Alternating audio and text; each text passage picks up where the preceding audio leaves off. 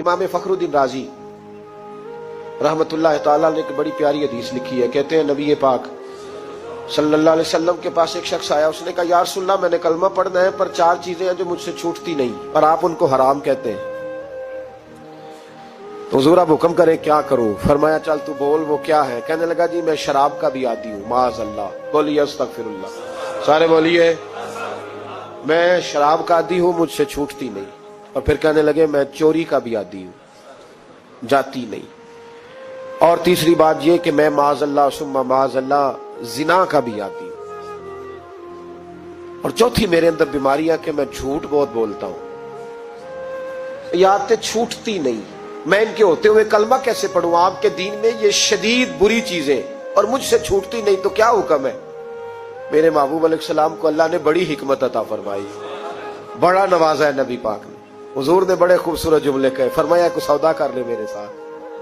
अर्ज की हुजूर हुक्म हो? फरमाया चारों में से एक छोड़ दे, कलमा पढ़ ले, सौदा कर ले। कहा हुजूर हुक्म करे कौन सी? सहाबा कहता है अब हम घूम रहे थे कि ये क्या बात है, चारों चीजें हराम में कतई है। हुजूर कहते एक छोड़ दे, मैं एक वादा कर। कहा या रसूलल्लाह हुक्म करे?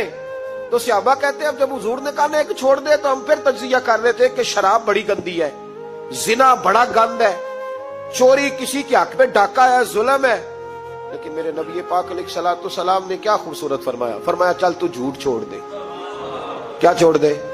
अल्लाहु अकबर। फरमाया झूठ छोड़ दे। अर्ज की बाकी? फरमाया बाकी अल्लाह फजल करने वाला है, तू झूठ छोड़ दे। अब लोग कहते हैं कि हम हैरान थे कि इतनी गंदी चीजें, शराब भी, जिना भी, चोरी भी, और हुजूर ने सिर्फ झूठ छुड़वाया है। वो सरदार कहता है मैं घर गया, शराब की बोतल पे हाथ डालने लगा।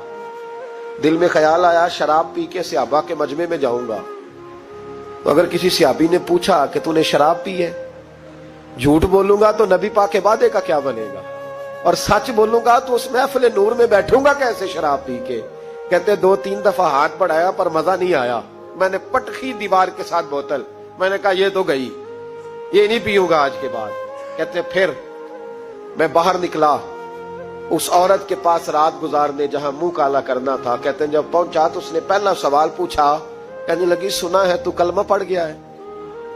कहते बस वजूद चकनाचूर हो गया। कहते बिजलियां दौड़ गई।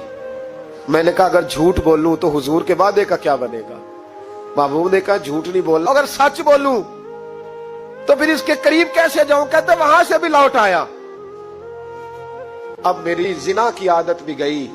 अगली शाम हुई तो सामने माल पड़ा था एक आदमी का, वो आदमी का फलता उस पे हाथ डालने लगा, तो दिल में ख्याल आया ये सवेरे तफ्तीश भी करेगा, अगर पूछता पूछता मुझ तक आ गया कि तूने तो नहीं चोरी की, तो झूठ तो मैं बोल ही नहीं सकता, हुजूर से वादा किया है, और सच बोलूंगा तो मेरी आबरू क्या बचेगी।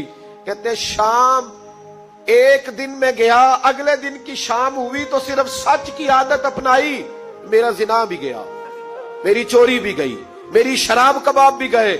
कहते तीसरे जाके दरवाजा रसूल पे बैठा, सहाबा बाकी अपना काम करते रहे, मैं सिर्फ मुस्तफा का चेहरा तकता रहा, मैं बस चेहरा तकता रहा। देर हो गई तो एक सहाबी कहने लगे क्या देख रहे हो? तो मैंने कहा इस रसूल का कमाल देख रहा हूं, इस महबूब का कमाल देख रहा हूं। एक झूठ छुड़वाया है तो रब करीम ने मुझे सारे तकवे अता फरमा दी।